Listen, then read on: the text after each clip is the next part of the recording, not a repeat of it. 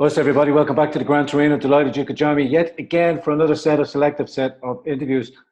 Before I get started with my next guest, I want to just say, as we always do, I importune, I beseech you, please don't forget, press the like button, press the subscription button and the blue bell, and you'll be reminded of future content here on the Grand Torino. Also, before I get started, big shout out to my Patreon and PayPal subscribers and donators. And if you're new to the channel, please don't check out the Grand Torino website, World Wide Web, grandtorino.ie. Plenty of merchandise over there to help keep this platform going. Today I'm joined again for I believe the trilogy in our conversations with the good Dr. E. Michael Jones. Dr. Jones, how are you, sir? Good to be back. Thank you very much for joining this in what I consider some of Ireland's most crucial times in history. And I'm delighted that to be able to be joined here with the good doctor. What I've started to do in these last few interviews, as most of you are currently aware, is I set out the premise and give out 3 questions. And I did this previously with Dr. Jones. And essentially, I let him carry away with the ethos. Having just returned from Italy, being part of Pondita 2019, and having actually met Matteo Salvini, it tied in very succinctly with the upcoming interview that I was preparing for with Dr. Jones.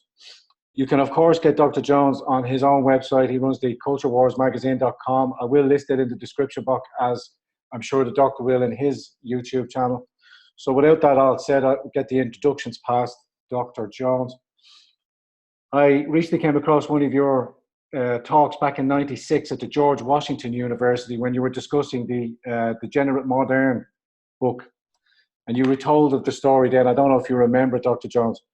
You told the story of how you were let go from St. Mary's Church and how that inspired you then to start investigating the Catholic Church, first of all, the teachings of the Catholic Church as to why you had been removed from what was supposed to be a tenured position.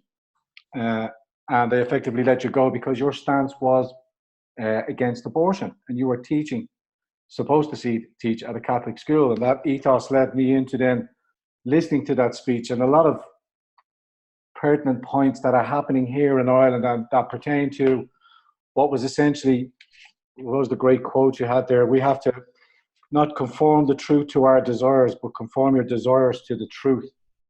And that led you then to your explication of the political war that we're experiencing now, but through the art, with the cultural politics, the essence, the existence, and the logos, how the mind interpretates and how the mind is seen as a glass pane, so that we experience our subjective realities or whatever and stuff like that. But if we don't understand the realm of the transcendence that you spoke about in that speech so very eloquently. So with that, my 3 questions, Dr. Jones, and please forgive me for rambling on. One of the main questions is that, and you can cite these in any order you choose, your interpretation or your understanding of the Archangel Michael leading the Christian army against the devil. Second question is, how do we rebuild the church when we are so atomized and power is so centralized in the Vatican? Like, we have weak men now representing the church, specifically here in Ireland, specifically after repeal the 8th. The Catholic Church was nowhere to be seen in representing the ethos of Logos. Now, we understand that the censorship was going on with Google, Facebook and Twitter, all banishing and shadow banning accounts. I know you're very well aware of that, experiencing that very same situation there, where the powers that be, shall we say, are slowly but surely crushing your voice to be heard. And we will talk about your book towards the end, your latest book, The Jewish Conspiracy. But the church's destruction and the atomization with I was going to say a kind of a word there, but with the gay infiltration, the homosexual infiltration of the church, over 80% of the crimes that were committed were of gay men perpetrated on young boys. People have to have this conflation, particularly here in Ireland. When I am specifically attacked, especially on Twitter or anything like that, is that whataboutery. Well, what about what the church did? What about the 2 babies? What about all the horrors the church did and the pedophilia? I want to elevate that up with you and speak specifically about the destruction, the planned destruction by the gay mafia to control the thoughts of the mind through lust, as you explain in your book, Degenerate Modern. And the third and final question, and that this is going to be a real modern day pose, and I would prefer if you, or not that prefer, but there's a sign recently showed up in the United States and it's got everybody in a tizzy. It says Islam is right about women. That's it. But the conflation is people don't know whether to be disgusted by it or how to react to it, because you have two sides of an argument there. With that, Dr. Jones, I'm going to unleash the Kraken. Have at it, sir. Okay, let's cut to the heart of the matter from the Irish perspective right now, and that is the perceived weakness of the church at this moment in time. This is where I came in. Okay, in 1979, you mentioned that I was hired as a professor at St. Mary's College across the street from Notre Dame to teach American literature, and within 1 year, I was fired for the articles I had written against abortion. So I got fired for being against abortion at a Catholic college. That didn't make any sense. So I had to look into it, and I had an intuition back then, which was that I had to get out of academia. And almost 40 years later, I realized that was the best thing that ever happened to me. I did have to get out of academia because academia has been totally taken over by the forces of social engineering, which had taken over these institutions before I got there. And no one had talked about it because you're not allowed to talk about it and nobody knows about it. So I had to discover this all on my own. This is pertinent to Ireland because Ireland identified with the Catholic Church. And as James Joyce said, Ireland was a priest-ridden culture. What do we mean by that? There is a negative sense to that in which the Irish are they're going to do what the priest tells them to do without any understanding that there's some reason why the priest is telling you that. There is a broader basis in reality for what the priest is talking about, and they lost sight of that. And so they were in many ways very vulnerable to the attack that took place on the Catholic Church during this period of time, which was basically not only the sexualization of the entire culture, but the sexualization of the Catholic clergy as well. Okay, I described the man who came up with this plan. His name was Wilhelm Reich. He was a Jew who was both a psychiatrist and a communist living in Vienna. And he created basically a program for destroying the influence of the Catholic Church in Austria by not debating with priests, but by getting them involved in sexual behavior. Reich was big on masturbation. And so what you had was the revolutionaries understanding this was a really effective force against the church, and they sexualized the church. The church, the people in the church, suddenly the priests, the nuns, who would go to places like Notre Dame for summer sessions to be updated about what was happening to the Second Vatican Council during the 60s, suddenly felt that they had permission to act on their desires in a way that was not possible before because everything was changing. And so a lot of these nuns and priests fell in love. They'd be seen holding hands, walking around the lake, and they left. And because they left, what you had was a concentration of the homosexual in the church, the presence of homosexuals within the church. That got higher as time went on, simply because the heterosexuals were leaving. And so as a result, you had a group of people, what in effect became a homosexual mafia within the church. This is Archbishop Vigano's term for it. He came up with the term, I guess, about 3 years ago. And I think there is evidence that this is the case. Okay. The most recent evidence here in America is there's a Jesuit prep school in Indianapolis, Braeboff Prep. And one of the teachers at that school married a man who married another man. Okay, he announced it publicly. This caused huge scandal, and the Archbishop told the president of that, the principal of that school, to fire this man. The principal, who was a Jesuit, refused. At this point, the Archbishop comes back and says, okay, you're not following me. I'm saying you are no longer a Catholic institution. I am withdrawing that from you. So yesterday we hear word now that that decision by the Archbishop has been suspended, or it's been taken back because the Jesuits are now appealing this case in Rome. Now, this itself is a sign of corruption.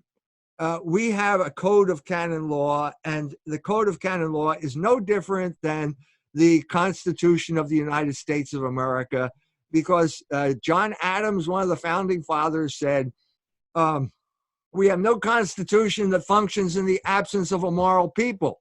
So if you have a degenerate judiciary, if you have a degenerate hierarchy, and I've explained to you why that happened, the law is not going to work.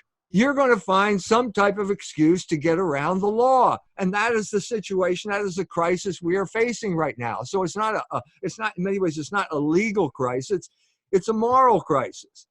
Now, this, you also mentioned I'm writing a book on Logos, and it's true. I finished the book. We're working, laying it out. It's ready. And the end of the book, the last chapter, is 1979.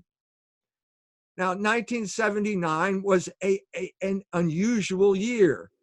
It was one of those turning points in human history that no one could have predicted. The year began almost a month into the year. The Ayatollah Khomeini comes to power in Iran, and basically the Shah leaves on an airplane. And this is a protest, a huge setback for the American empire. The American empire believed in a kind of materialism in every sense of the word, both philosophical and from consumer point of view. 6 months later, Pope John Paul II said Mass. No, 4 months later. So Pope John Paul II said Mass in Warsaw, which was then officially Poland, which was officially an atheist country, communist country, and 1 million people showed up for Mass. And these two events could not have been coordinated by the men who did them. The Ayatollah Khomeini did not like Pope John Paul II. They didn't like Pope John Paul II wrote to the Ayatollah and asked him for his assistance in solving the hostage crisis. And the Ayatollah wrote back and told him to basically mind his own business and keep his nose out of Iranian affairs. So they did not like each other. What you're seeing here, and this is the thesis of the book, you're seeing the movement of Logos in history. Now, we can talk about the Catholic Church. I am a Catholic. I believe in the Catholic Church. I believe that it is the true church, that it is the vehicle for salvation. But the point here I'm trying to make here is that it's always going to be run by men. And men, in the broadest sense, are people who have free will, because God gave them that free will, and they can either choose the good or they can choose a lesser good and do evil. That's always going to be the history of the church. Okay? God knew this. God knew this when he founded the church, and in order to emphasize that fact, he made St. Peter the first pope. He made St. Peter the head of the church, and this is a man who denied Christ 3 times to show the type of person you're probably going to get. You're going to get weak, fallible human beings who are going to be in there running the church. The gospel tells us when Jesus and the apostles are out on a ship, and the waves come up and the storm comes up, he's asleep. And the apostles go to him and say, wake up, we're all going to drown. Don't you care that we're going to drown? And he stands up and says, what you need is faith. He calms the storm and it's over. That's the church. That's the church in human history. Okay? It always, whenever you're going through a crisis, it always seems that Jesus is asleep in the back of the boat. And the boat is the church. And that's the way we are right now. So God knew this. Okay, God is not going to be deterred by the fact that he created people who can commit sin. He knew that from the beginning. Okay, he is in control of history. And what I'm saying is, at crucial moments in history, he simply reasserts control over the whole operation. And I'm saying that 1979 was one of those years. Now, the other point that we're talking about here, I talk about the whole history of Logos beginning at the absolute beginning of everything, creation. In the beginning, there was Logos. Thales, all this type of stuff. And it turns out that the vehicle of Logos in the 20th century, turns out it's the United States of America, and it's a particular university. It turns out that I'm talking about Thomism as the vehicle of Logos. Long detail you can read in the book, but it comes down to the last refuge of Thomism in this world turns out to be Notre Dame University. And at this point, the same thing happens. You have 2 wicked men Father Theodore Hesburgh, who was the president of the university, and one of your Irish compatriots, Erna McMullen, an Irish priest who studied under Erwin Schrödinger in Dublin in the early 1950s. And these two men collaborate on the destruction of Thomism at Notre Dame, which means the destruction of Logos in the New World. Well, this is a catastrophe. And guess when the culmination of this took place? It took place in 1979. So at the very moment that Thomism is being destroyed by Catholics, including an Irish Catholic priest, Logos erupts in history with two revolutions that no one would have anticipated. The Ayatollah Khomeini, which is the revolution against American materialism, and Pope John Paul II, which starts the revolution against Soviet materialism, which culminates in the solidarity and the collapse of the Soviet Union. That's the gist of what I'm talking about. Just a little, not a little aside, but recently the Pope's equivalent in the Orthodox Church came out and said that Protestantism and Catholicism are failed, and that the only way for Christianity to push on is with the Orthodox Church. Do you remember him saying that? That was only quite a recent statement. Yeah, well, this is I mean, typical of Orthodox ethnocentrism. If you go to, I was in St. Petersburg, and this Church of the Spilt Blood is built there, where the Tsar was assassinated by a Jewish revolutionary. And the plaques all around the church are basically plaques of battles where Russia conquered Kazakhstan and Russia conquered Uzbekistan. It's a national church, okay? And there is a kind of ethnocentric nature to orthodoxy. These are apostolic churches. They are not like Protestant churches. They are apostolic churches. But I think that they have been harmed by their isolation and ethnocentrism, because Rome is the center of the church. This Peter went to Rome. The Bishop of Rome has a special charism as the leader of the entire church. That's not something some American made up. It's been that way from the beginning. And when the Orthodox churches broke with Rome, they led themselves down the path of ethnic isolation. Just touching back on our second point about, we spoke about the church's failings and how pedastry, not pedophilia, was one of the main culprits in the precipitation to the slow decline in Catholicism. But bringing it back to Ireland here, I mentioned that you said there, Schlolinger, they're obviously one of the main proponents. Another Irishman, it seems that when an Irishman is putting his hand on your back, it's not out of friendship, he's just looking for somewhere to stick the knife. We seem to be complicit in most of the things, but how do we get the parishioners in Ireland to return to the faith, to look at the fallibility of men as we know that men can be, because God gave us free will, as you say. But that's not the church in essence. We can still have our morality based in the church. And sorry, Doctor, you said that in that talk that if you can control the young mind through lust, then you can predict how that people will think. And this is how we are seeing through the prism with corporate media obfuscating the logos, the truth of what people need to know. I think the best way to deal with this in Ireland is to look at what's happening right now. It's clear that sexual liberation is a form of control. I don't know how much more clear can you make this. Every time you see a rainbow flag, that is a sign you are living in a conquered country. You are living in a conquered province of the empire. You have the freedom to become a sodomite, but you don't have the freedom to speak. This is this weird kind of combination. The closest approximation to Ireland now is Notre Dame University. They're called the Fighting Irish. You go over there and you see rainbow flags all over the place. What is the manifestation of that? Sodomy is being promoted over there as the cutting edge of freedom and liberation. And yet at the same time, what do you have there? Fear. Fear that any professor can be denounced by any student at any moment in time. It's this political correctness. It's similar to the situation during the Cultural Revolution in China in the 1960s, where the professors were dragged out of the classroom by their students and put on stools with dunce caps on their head and denounced in public for contradicting Chairman Mao's Little Red Book. This is the situation. So I'm pointing out to Ireland is now one big university campus because of what you've done. And you've turned yourself into a situation where you're free to choose sodomy, but if you say anything that disagrees or contradicts what the sodomites in power have to say, you will be punished in a way never before, never under the Catholic Church. Was that the case? Logos.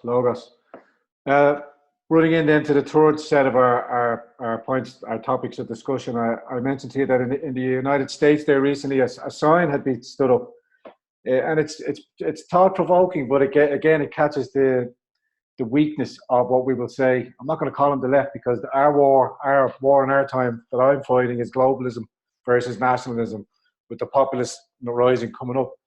But the sign it said, I said to you at the start, was Islam is right about women. We recently here in Ireland had a prayer, a Muslim prayer. They stood outside the GPO on O'Connell Street and they set up a big sound system. Nobody knows what the signage was that they were singing. And this is questioning ideologies and the clash of ideologies, of civilizations. And right outside one of our 1916 risings, the GPO, a prayer was said and some hymns were said.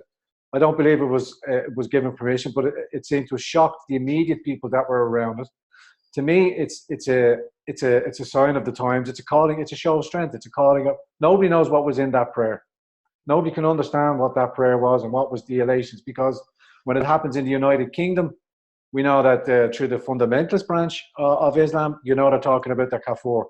For those of us that have read the Quran, the Hadith, and the Sirah, and understand about the life of Muhammad, peace be upon him, I take my inflections from the Big Bear as well, because it's not all ideologies, it's not all progressives, it's not all liberals. But to push past that and get through on discourse, we need to understand the arguments. So when people were seeing this sign, one of the ladies ripped it down, reported it to the police, and as they said, alerted social media. I mean, like, what is it specifically was your problem with Islam is right about women? And it only because they had the two buzzwords, Islam and women, in the same context, that they were losing their mind. They couldn't understand the duplicity of the argument. They didn't understand why they were upset, only because they had those two words. Well, the first thing you have to understand is that Muslims are proxy warriors. Okay, that has been established. It was established right after the Soviet invasion of Afghanistan, which once again took place in that Annus Mirabilis, 1979. Okay, at this point, the CIA got involved with the Mujahideen, and they turned them into proxy warriors, and those proxy warriors eventually drove the Soviets out of Afghanistan. Now, those people did not disappear when that war was over. They went and they caused trouble wherever they went. Well, they went to the Sudan, they got kicked out of the Sudan, they caused trouble there because they have been infected with this revolutionary virus. Okay? What the parallel to the United States is what Black people were in the 1950s and 1960s. They were proxy warriors. They now, I think a lot of them are waking up to that fact.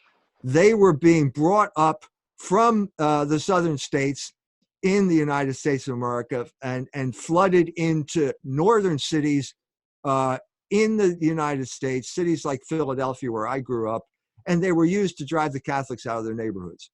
The same thing, the same technique is now being used in Ireland and in Europe. I just ran across an article. There's some guy who is bragging about how many immigrants he's brought into Ireland. This man is not a Muslim, he's a Jew. And the Jews are notorious for recruiting people for proxy warriors. You don't have to just look at this guy. Look at Barbara Spector. Her video is on YouTube. The Jews have announced that they are orchestrating this Muslim invasion of Europe to destroy European culture.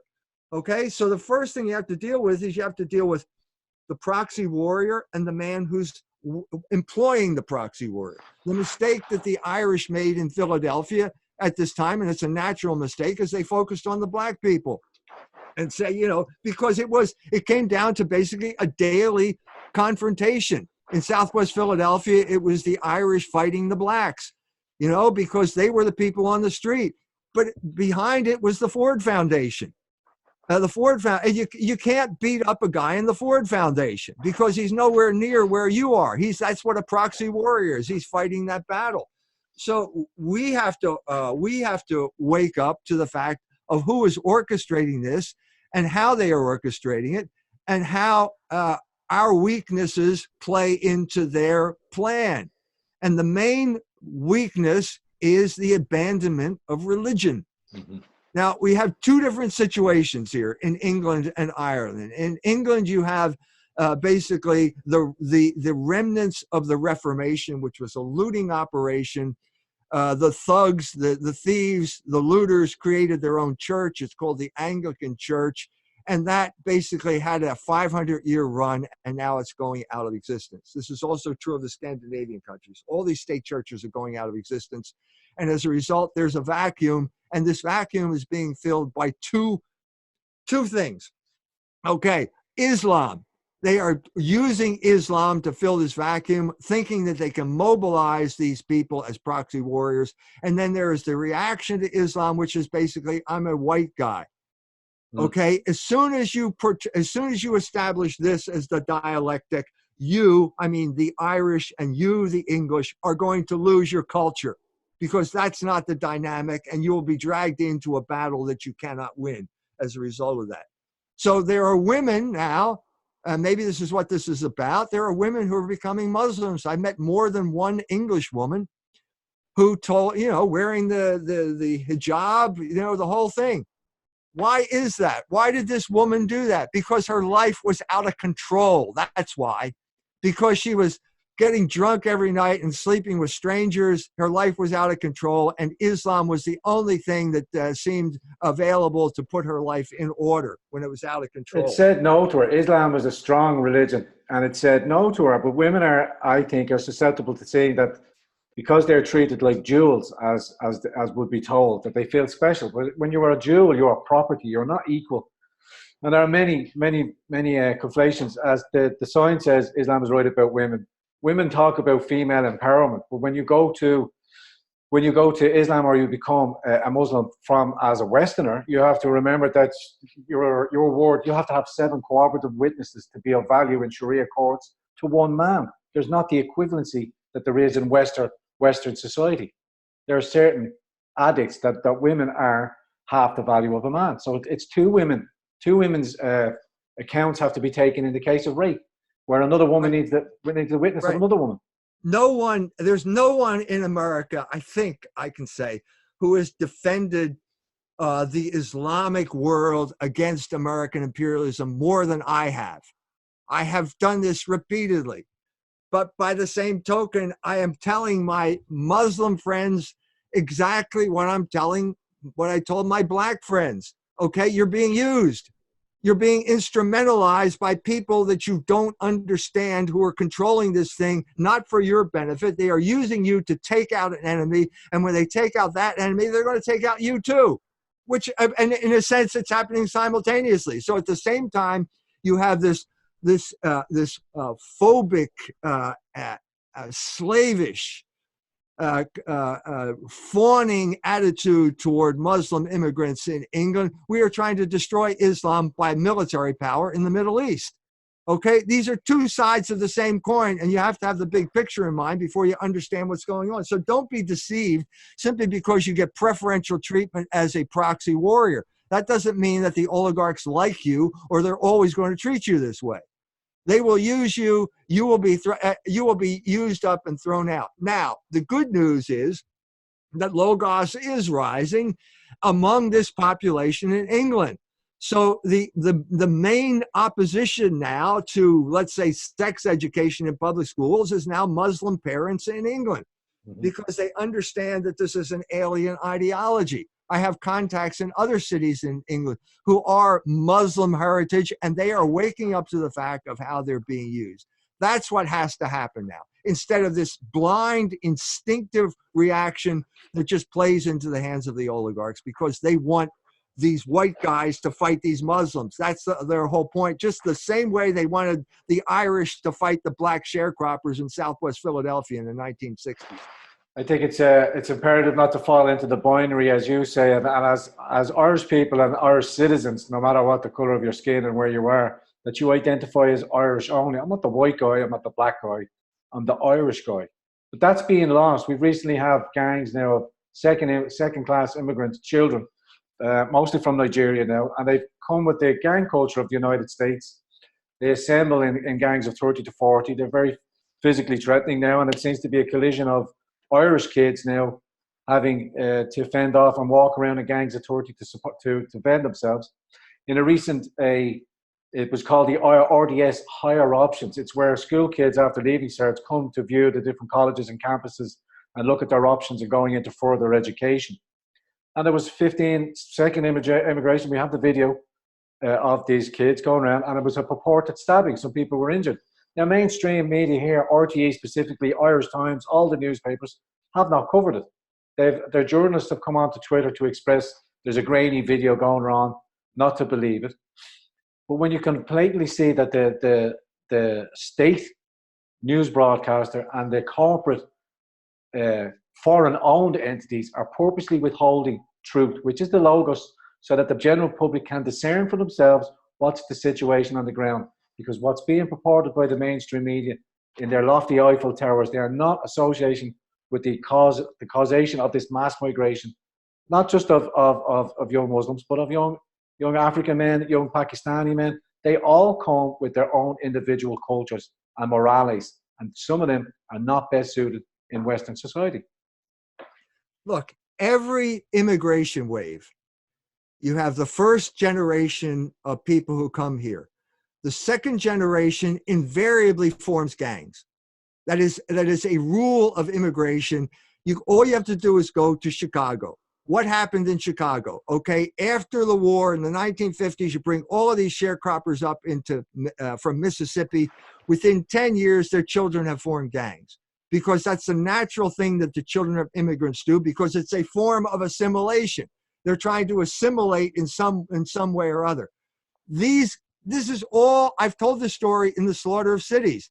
If you want to know what's happening, read The Slaughter of Cities, because it happened in Chicago and Philadelphia before it happened in Dublin. Okay? So what happens here is they've got this gang, it's called the Blackstone Rangers, and then the government gets involved. The government gives the Blackstone Rangers, this is Sergeant Shriver, by the way, who happens to be John F. Kennedy's brother-in-law, okay, an Irishman who has taken the soup here, the American soup. Okay, a lot of Irish lads on the soup over here too. It's a character flaw of the Irish to take the soup. But anyway, so Shriver is now head of something called the Office of Economic Opportunity in Washington, and he gives the Blackstone Rangers $900,000. Well, in the church hearings, the church committee hearings, which during the 1970s, it turns out that the Office of Economic Opportunity knew that it was a gang, knew that it was engaged in criminal activity, and gave them the money in spite of knowing that fact. Well, what does that mean? That means you're giving them money to engage in criminal activity. Well, what's the criminal activity going to do? It's going to drive the Irish or the Poles or the Italians or any other ethnic group out of their neighborhood. They're Catholics. The Negroes are Protestant. They're going to use this to drive them out of their neighborhoods. The same thing is happening in Europe at this point. So you have the government now controlled by the oligarchs who want this type of disorder because they can then come down and say, well, we're going to be the broker of this thing. And their thumb is always on the scale because they want to see the destruction of ethnic culture in Europe. Now, at this point, the only thing that's going to save Ireland is the Catholic Church. This is such a supernatural battle. The identity of the Irish is at stake in many ways, in an unprecedented way in their history. Now, we talked about taking the soup, and the Protestants were always there trying to get you to convert, but it was always seen as some type of alien force. This is going much deeper into the Irish psyche because they're using the sexual revolution to corrupt the morals of the Irish people.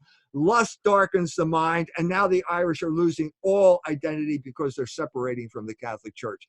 This is the crisis that's facing Ireland, and this is the crisis that the church is going to have to wake up and recognize at some point or other. The problem here is the church doesn't understand psychological warfare. I'm like this a lunatic raving in the wilderness. Well, I mean, that's what St. John was too. St. John the Baptist was. So maybe you should pay attention here, okay? Because you're failing. I'm talking about you as the hierarchy of the Catholic Church. You're failing because you're not fighting the war that's being waged against you. You know, don't bring out Napoleon, don't bring out uniforms like the soldiers in the Nutcracker and fire cannons. You can't do it with those weapons. It's a different kind of warfare.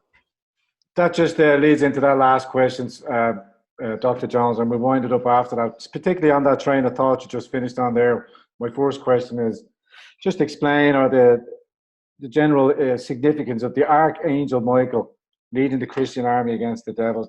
Just extrapolate on that for me, please. This came into church consciousness at the end of the 19th century. Apparently, Pope Leo XIII had a vision.